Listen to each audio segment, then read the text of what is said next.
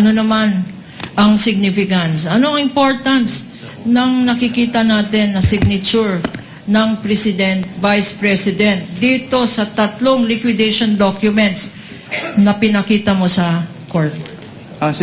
Sinertify po ni Vice President Sara Duterte sa liquidation reports po na ito na yung purpose po ng kanilang cash advance ay na-accomplish ng agency. Ang sinabi mo ay sinertify ng Vice President? Yes, ma'am.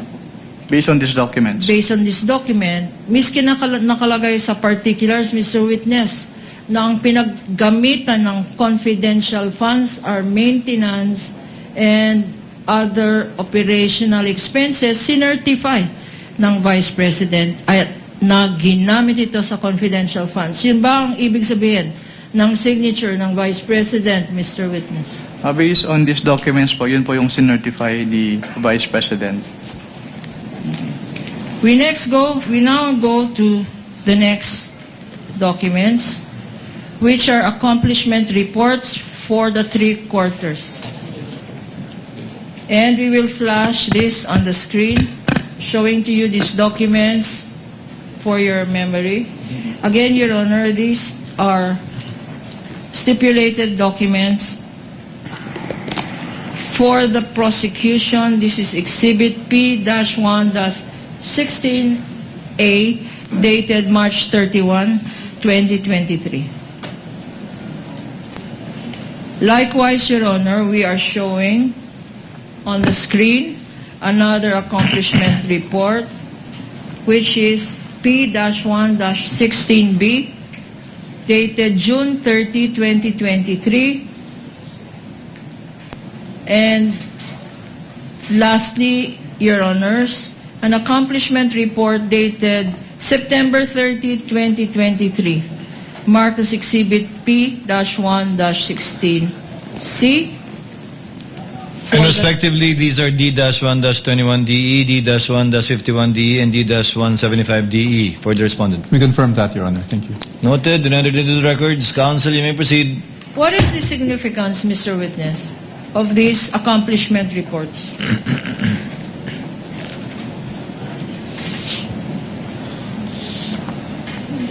Can you repeat the question po, ma'am? Sorry.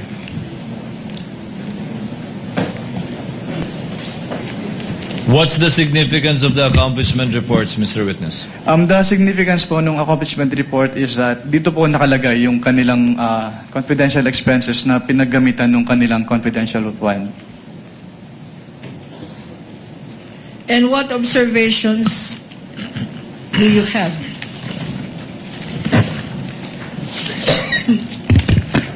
If any. On what particular period po? Per quarter. The first quarter, anong observation ang masasabi mo dito sa accomplishment report na sinubmit? For the first quarter po, meron po silang sinama na line item for na confidential expense na hindi po among the allowable confidential expenses under item 4.8 of the Joint Circular, at yun po yung payment of incentives for traveling relative to the confidential operations under the Counterinsurgency Program, also under the Abuse Prevention and Control with Schools Program, under the Anti-Illegal Activities Operations, and under the Anti-Extremism Terrorism Programs. And also dun sa kanilang anti-extremism or terrorism programs, meron ding nakalagay na provision of medical input aid, which is not among the allowable expenses under item 4.8 of the Joint Circular. Okay. Mga magkano? You mentioned here that the actual outcome accomplishments are purchase of information, payment of rewards, purchase of supplies, payment of incentives, traveling related to confidential information. Magkano naman ang amounts involved dito? For the what program po? Yung payment of information. Sandali. Prevention of recruitment. Ito, nakalagay dito, actual outcome. Nag-prevent daw sila ng recruitment ng mga NPA at komunista at leftist groups Under the sa prevention... eskwelahan. Magkano ang bayad doon? For the purchase of information po, 2,470,000. For the payment of reward, 2 billion pesos. For the purchase of supplies, 2,805,000 pesos. And for the payment of incentives or traveling relative to the confidential operations, 2.1 million pesos po. With a total amount po na 9,375,000 pesos. Para sa prevention ng recruitment ng NPA, ng komunista at ng leftist sa mga eskwelahan, Mr. Witness. Under this accomplishment report, yes ma'am. Okay. Nag-submit man ng dokumento ang DepEd kung ano-anong eskwelahan sila successful. Based on their submission, wala po silang sinamit na particular schools. Okay. Dito rin sa column na to nakalagay, conducted surveillance in 115 areas. May sinabmit ba ang DepEd ng listahan ng 115 areas na ito? Wala po silang sinamit. At nakalagay dito sa item B, 100% successful daw sila. 100% implementation of activities without untoward security-related incidents.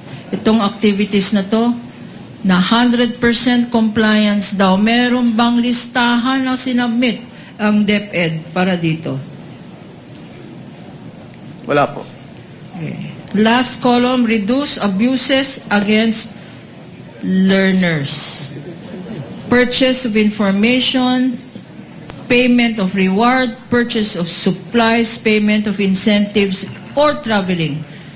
Pakibasa, Mr. Witness, magkano ang total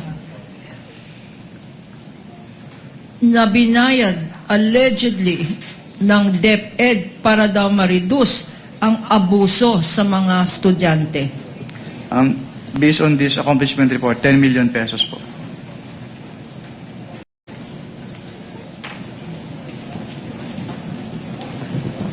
I'm sorry. What else did you observe, Mr. Witness? Based on this accomplishment report, meron din po silang payment of reward na 2 million pesos for the counterinsurgency programs, 2,130,000 pesos for the abuse prevention and control within schools, 1.5 million pesos for the anti-illegal activities operations, 1,879,000 pesos for the anti-extremism, terrorism programs. Pero wala po silang sinamit na document evidencing the success of the information gathering or surveillance activities on account of the information given by the informer. Base sa observation mo at sa mga sinabi mo dito, meron bang violations ito ng Joint Circular 2015? Yes po, na-violate po yung item 4.8.5 of the Joint Circular. Pakiulit nga kung ano yung item 4.8. Yung item 4.8.5 po, doon nakalagay yung 3 conditions for a valid payment of reward. Una, it must be approved by the head of the agency. Pangalawa, it must be supported with a document evidencing the success of the information gathering or surveillance activity on the account of the information given by the informer. At pangatlo ay dapat directly related yung activity to the conduct of the confidential activities of the agency concerned. Ano naman, Mr. Witness? Para sa unang item, prevention of recruitment, etc., 9.3 million. Para sa reduction of abuse against learners, 10 million. Para sa eliminate illegal activities sa loob ng eskwelahan, another 9 million.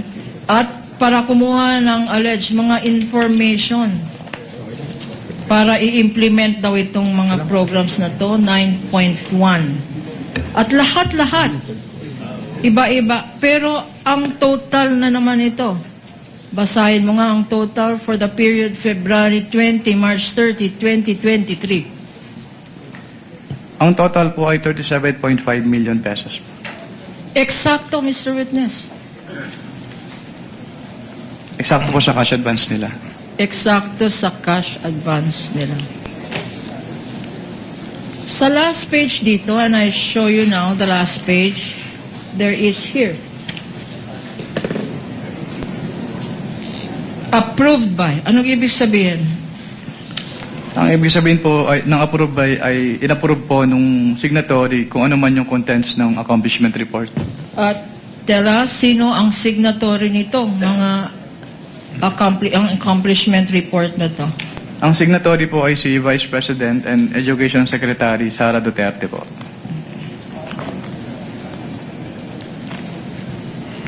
We now go to the next document. which Counsel, is- if I'm not mistaken, that's the second to the last document, correct? Yes, Your Honor. The certification and then the AOM. Yes, Your Honor.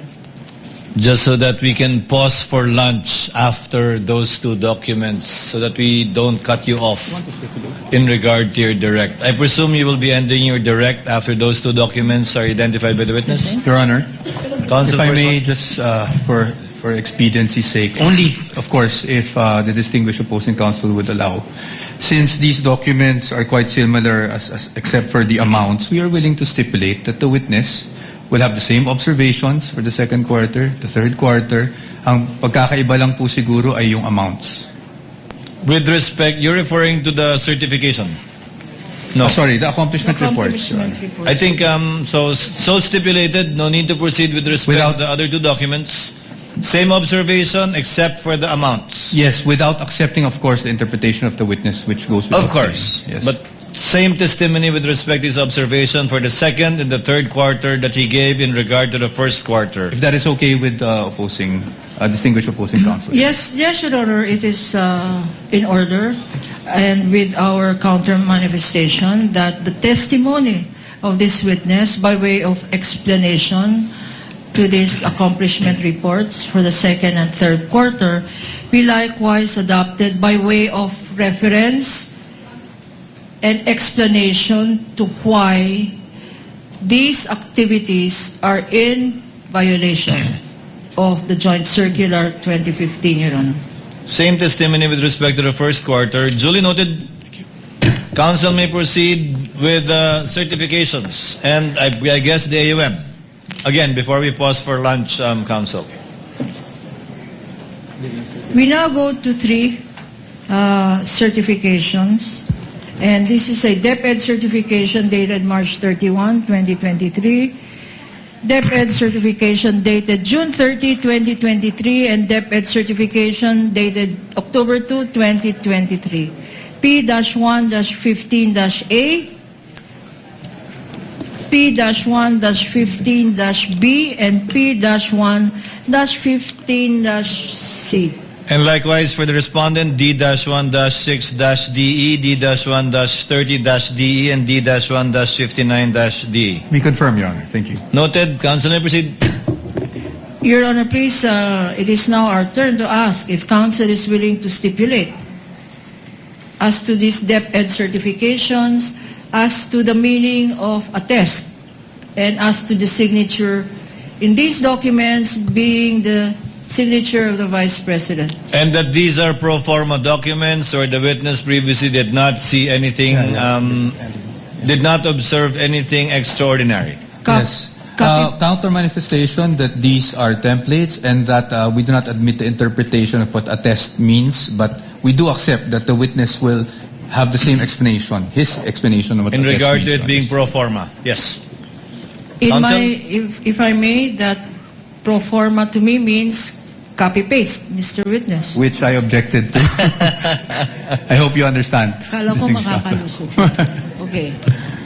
Stipulation duly noted by both parties. Lastly, Mr. Witness, after auditing all of these documents you identified and giving your explanations as to why, based on these documents, your evaluation thereat, you stated that they are non-compliant or violation or bawal or irregular compared based on the Joint Circular 2015. Objection, Your What Honor. did you do? Conclusion? Oh, sorry. I will... The statement was a conclusion, Your Honor. The Your Honor- witness earlier stated that he observed certain non-compliant entries in the submissions from the Office of the Vice President. We submit, Your Honor. We submit. We're going to the AOM already, Counsel. Please proceed. Having observed what you earlier testified to, discrepancies, irregularities, pagkukulang, mga bawal na submissions, ano ang ginawa mo after making this evaluation? I drafted po an audit observation memorandum containing po yung findings noted during the audit. And you drafted this? Anong nangyari sa draft mo? Yung for the first and second quarter po ay na-issue po dun sa OBP, dun sa DepEd po. Okay, I'm now showing to you a certified true copy Assisting counsels may approach. of an audit observation memorandum dated February 1, 2024. Being flashed on the screen as well.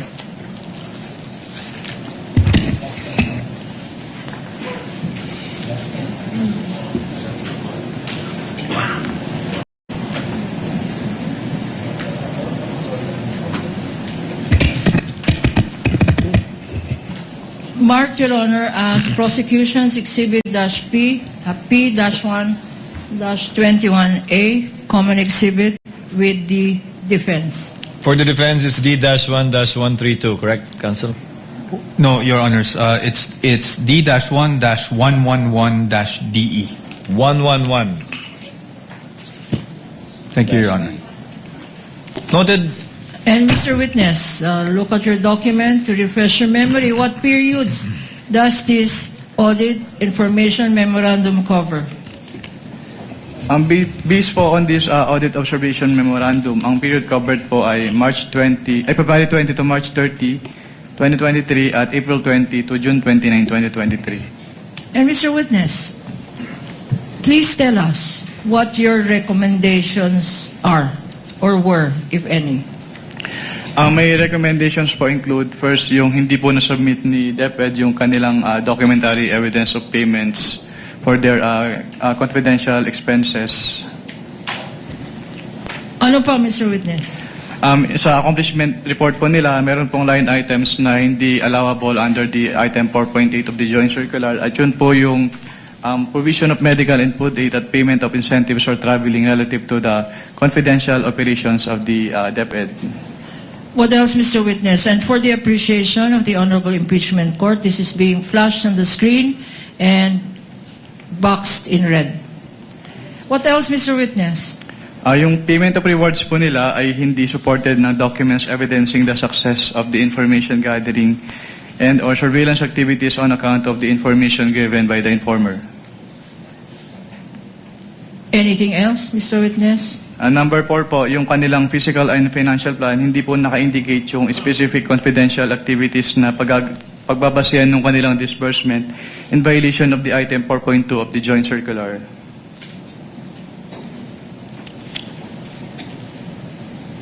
Anything else, Mr. Witness?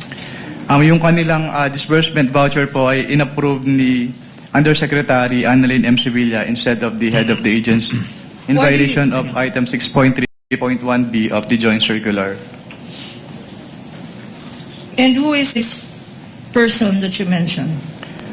Based on the documents submitted, si Annalyn M. Sevilla po yung Undersecretary for Finance ng DepEd during the time po na na-issue tong AOM. Okay. And the signature? Can you identify the signature? Signature po saang part po? On the last page of this document. Which among these po? The AOM, with Mr. Witness. Which among these signatures po yung tinutukoy niyo? There is a signature here above the name Assistant Commissioner Officer in Charge, Nilda B. Claras. Can you identify this signature? Yes, ma'am. And why? Kasi nakita ko po siyang pumirma ng ibang documents at yung signature niya on those documents is the same po with this one. There are signatures as well below. It says proof of receipt of AOM, Vice President Sara Z. Duterte, Vice President Edward Fajarda, SDO, the Chief Accountant, the COA ATL DepEd. You confirm? These names and their designations? Can you repeat po, ma'am? In the proof of receipt of this AOM, meron mga nakalagay na pangalan na receive daw ng Sara Z. Duterte. Pero hindi niya signature to. Merong Gloria Mendoza. Edward Fajarda, the SDO. What does SDO mean, Mr. Witness? The Special Disbursing Officer po, Okay. based on the joint circular. Also received by his office, and likewise the COA Chief Accountant and the COA ATL received this AOM. Mr. Witness, you confirm that? Na-receive po siya ng mga nakapirma po dito sa signature part po. Okay. What happened next, if any, if you know? Wala na po akong personal knowledge since before po sila magbigay ng response, na-transfer na po ako out of ICFAO to another audit sector of COA. And you got transferred when? On February 12 po of 2024. Okay. Now, Mr. Witness, and this is the second to the last question. Mr. Witness, could you tell us, after you did this audit evaluation and these recommendations, what happened next? What other matters occurred, if any, in connection with your audit From when po? during the time that you were still there? There was a time po that I was called in a meeting. Po. Tinawag ka sa meeting Yes, ma'am. at nandun ka pa sa COA ICFAO. Yes, ma'am. Malala mo anong date itong meeting na to?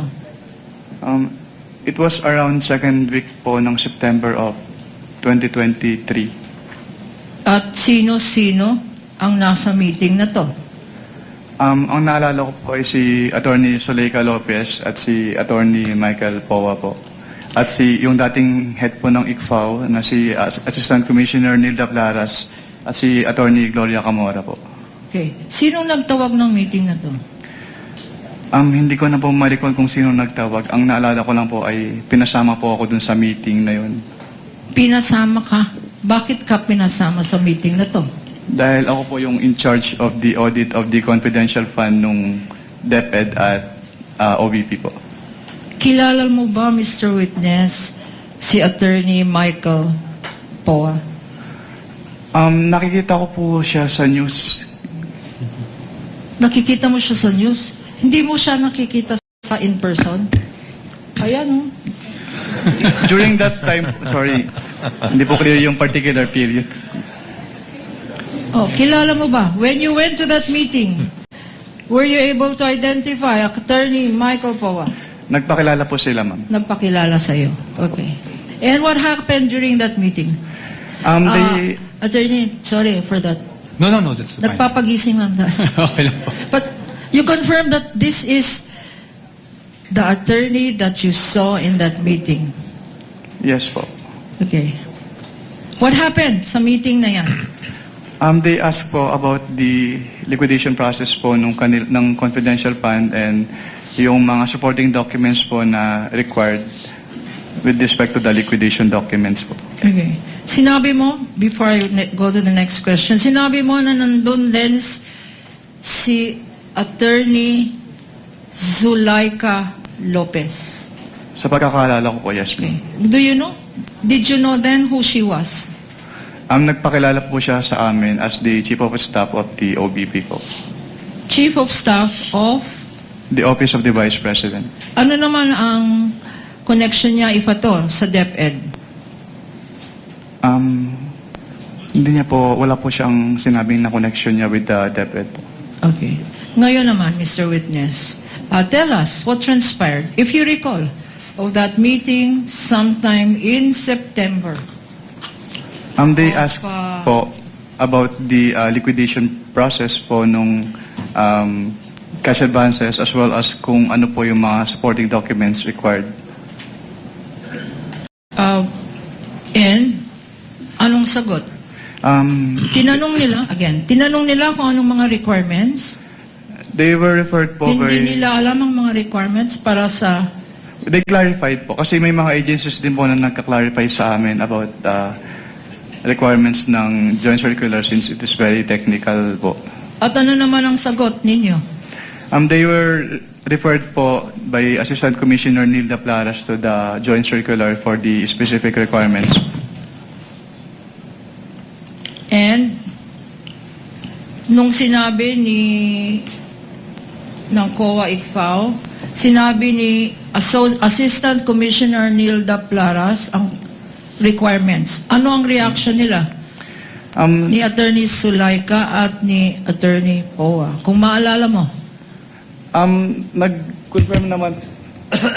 Can you, reaction po ni Attorney Sulaika? Sinabi mo Yes, earlier they agree naman po that they during will... the meeting, Mr. Witness, tinanong nila ano ang mga requirements para mag-submit ng documents para liquidation ng confidential funds. Tama? Yes, ma'am. At sinabi naman, ang sagot They were referred to the joint circular po. joint circular. And sinabi din po ni Assistant Commissioner Nilda Plaras na in case merong makitang findings during the audit, ay mag-i-issue po ng AUM. Okay. Nung sinabi ng Assistant Commissioner, basahin nyo na lang yung joint circular. Ano naman ang response nila? Well, they asked po if instead of an audit observation memorandum in case may audit findings, ay audit query na lang po yung i-issue sa kanila. Audit query na lang ang dapat i-issue, yun ba ang sinabi nila? Ano naman itong audit query na sinabi nila, ito na lang please ang i-issue ninyo, wag na lang AOM. What is an audit query, Mr. Witness? Hindi po ako familiar sa audit query since hindi naman po siya kasama dun sa issuances under the Joint Circular 2015-01. Sa joint circular, walang audit query? Wala po. Ngayon, anong nangyari nung sinabi nilang audit query na lang please ang i-issue ninyo? Hindi Bakit? po. Anong nangyari? Hindi po pumayag si ICFAO since hindi naman po sa sanction nung aming Joint Circular 2015-01. So nag-issue pa rin po kami ng AOM nung may na-note po kaming findings during the audit. Okay. So nag-issue pa rin despite this meeting ng isang AOM. Pagkatapos nun, anong nangyari if you still recall? After po ma-approve yung AOM, nag-attempt po kaming iserve yung AOM to the office address po nung OBP pero hindi po siya tinanggap dahil wala raw po mag-receive na authorized person. Okay. And itong first attempt nyo, pagkatapos nun, anong nangyari? On the afternoon of the same date po na nag-attempt kami to serve, nagbigay po sila ng revised accomplishment report sa ICFAO. Okay. Ngayon, Mr. Witness, sinabi mo kahapon at ngayon na ang basis ng inyong post-audit or compliance audit ay ang joint circular. Yes, ma'am. 2015 ng 5 government agencies. Kasama dyan ang COA, tama? Yes, ma'am. If I show you at babasahin ko, flash on the screen. Section 1, Section 1 of the joint circular. Can we please flash it on the screen?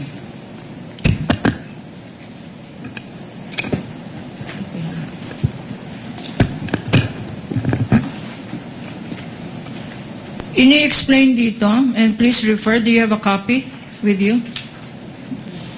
Yes po. I have a copy po with me. I refer you now to the last sentence, which says,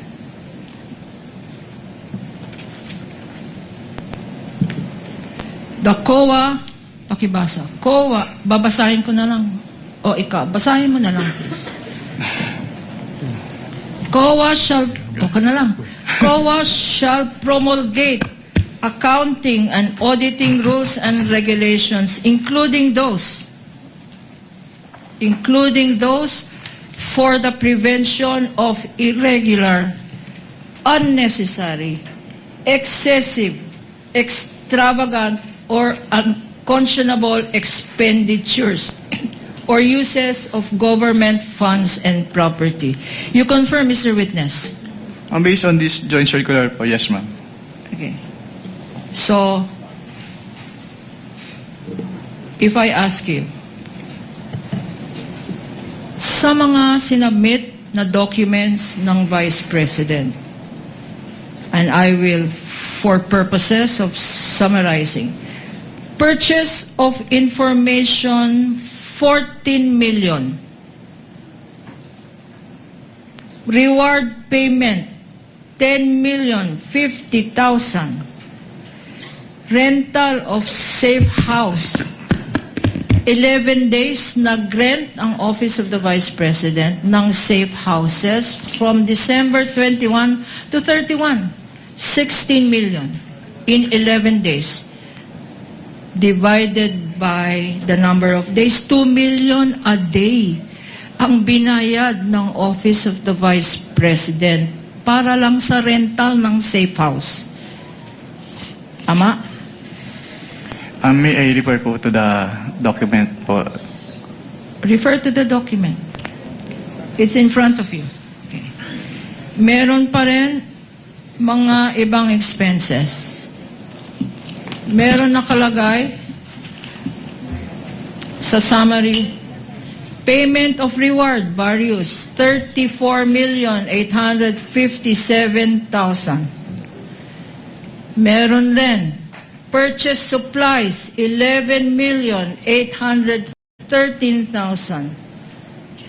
Payment of rewards, Mr. Witness, 24 million. No, 10 million. Payment of rewards. Rewards in medicine, in kind. 24,930,000, Mr. Witness. Payment of rental of transfer vehicles related allegedly to confidential activities. 10 million pesos. Tables and chairs, 500,000 pesos. Desktop computers and printers, 3 million pesos. You confirm that, Mr. Witness? Pwede pong paulit ng enumeration kasi I don't Ito have ay reference nasa notice of suspension. And your tabulation. Okay, ma'am. Okay. Do you confirm, Mr. Ramil? Yes, Your Honor po. Okay. Based on Section 1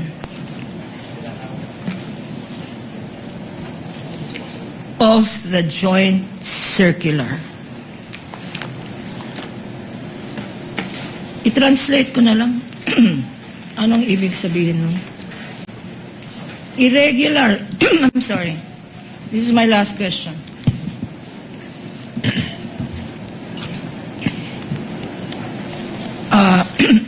Medyo limited ang aking Tagalog or Pilipino. Ang pagkaintindi ko sa irregular kaduda-duda. Tama? Kaduda-duda, irregular.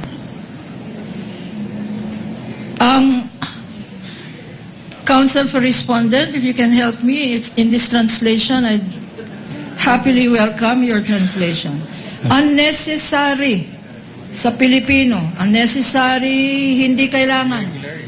Irregular is hindi palagi, hindi kinagawian. Hindi pangkaraniwan. Hindi pangkaraniwan. Irregular.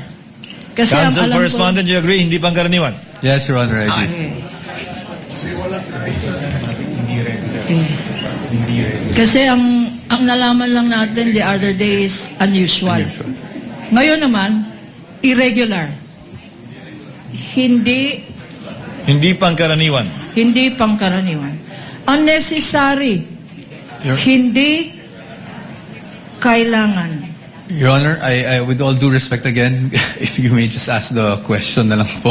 Sandali, preliminary, Your Honor, preliminary. Because this is already, Your Honor, I think we please. all know what's happening here. In any event, Your Honor, give me some leeway here. This is the last question before we break up for lunch, and considering We ask for the ruling of the the court, Your Honor. victory of Ayala, Your Honor, Let we're all in counsel- a happy mood. Let counsel wind up with this, with her This is the direct last question, counsel Your Honor. correspondent. Let's give her some Okay, leeway. I We submit. Unnecessary.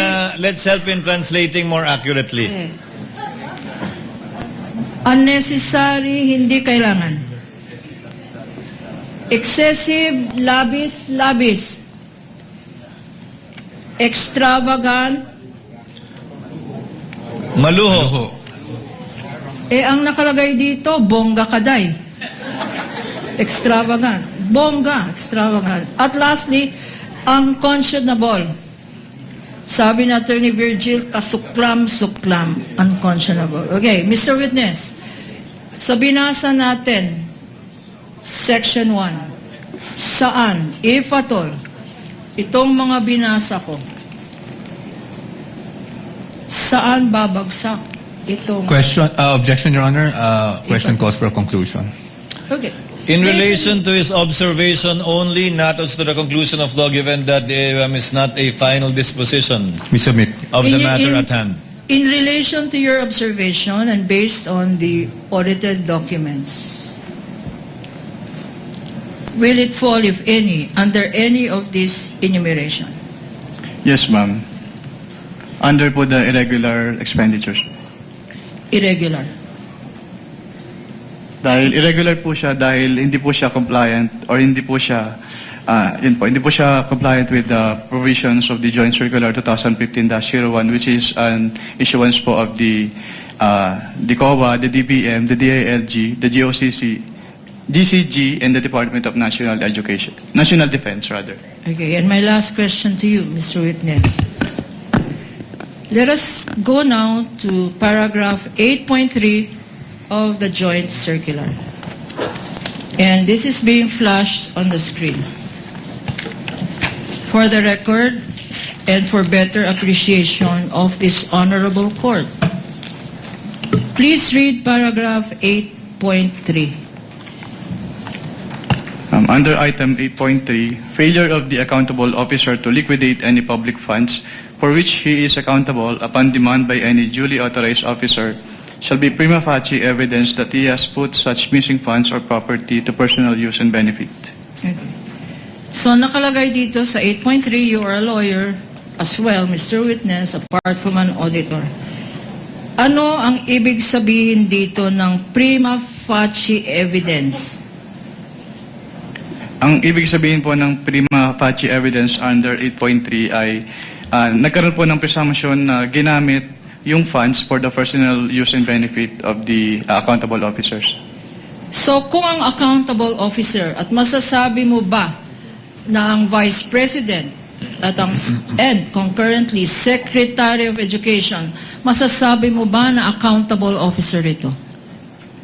Based on the joint circular po, yes po, kasi under the joint circular, it shall be the responsibilities of the head of agency to oversee the agency-wide use of the confidential fund and to ensure compliance with the requirements of the joint circular. And also, inattest po ni Vice President in her capacity as the Vice President of the Philippines and the Secretary of the DepEd, yung certification ng accountable officers na ginamit yung pondo for their confidential expenses. Okay. Ngayon, ang confidential fund, sa binasa mo, ang confidential fund ba ay public fund? Yes, ma'am. Yung post-audit mo naman, na sinabi mo ay irregular, may discrepancies.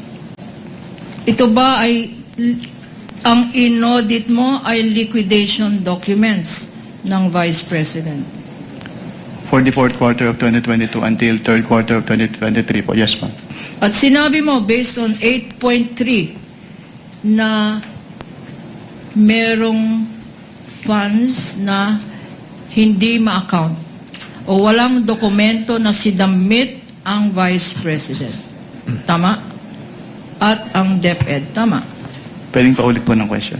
At sinabi mo yesterday at ngayong araw na merong mga pondo na hindi naman confidential funds, ginamit sa confidential funds. Or sinabing ginamit sa confidential funds pero wala naman dokumento. Tama? Objection, Your Honor. Misleading as to dun sa sinabi na wala Sustained, namang- counsel. Kindly reform. Okay. So you said here that if an accountable officer, pag hindi na-explain ng isang accountable officer ang paggamit ng public funds, kagaya ng confidential funds, meron tinatawag na prima facie evidence. Anong tawag nun? Presumption? Presumption po. Presumption ng ano? Under 8.3 po, presumption na yung fund po ay na-convert into personal use or benefit. Presumption na na-convert for personal use or benefit, applicable dito sa sinabi mo. Conclusion of law, Your Honor. Calls for conclusion. Your Honor, that is... Your Honor, all these matters are pending still. Sustained. Your Honor, please, ang tawag ko lang doon, hindi prima facie evidence. Kung akong tatanungin, scam ito. Move to strike, No Your further Honor. Move to questions. strike. That is out of order, Your Honor. No further questions, Your Honor. So stricken. Move to strike. So stricken from the record.